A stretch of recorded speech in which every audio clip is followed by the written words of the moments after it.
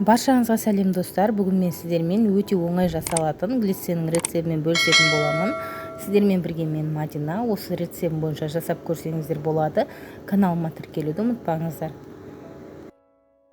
Ең алдымен осылай құрғақ ыдысқа құрғақ кофемізді салатын боламыз. Мен 2 стакан глиссе дайындайтын боламын.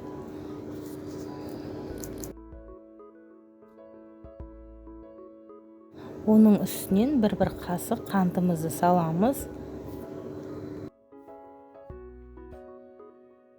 Енді қайнаған суымызды құямыз.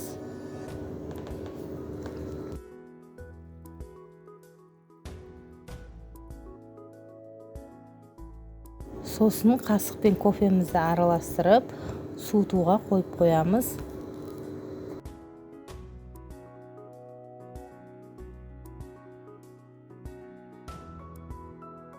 Кофеміз толықтай суыған соң, енді балмұздағымызды бетіне салатын боламыз. Мен осындай пломбирный балмұздақты қолдандым. Сіздер шоколадты балмұздақты да қолдансаңыздар болады.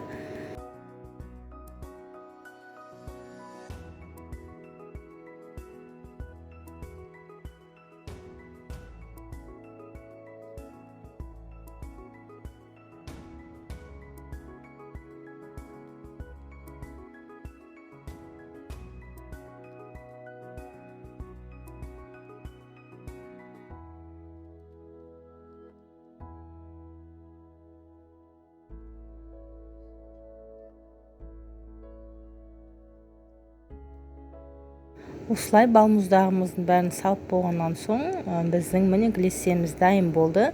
Дәмін осылай жасап көрсеңіздер болады. Өзіме өте қатты ұнады. Сіздерге де ұнайды деген сенімдемін. Сіздермен бірге болған мен Мадина. Каналыма лайк басып, тіркелуді ұмытпаңыздар. Және де алда жаңада рецепттерді салатын боламын. Қоңыраушаны басуды ұмытпаңыздар.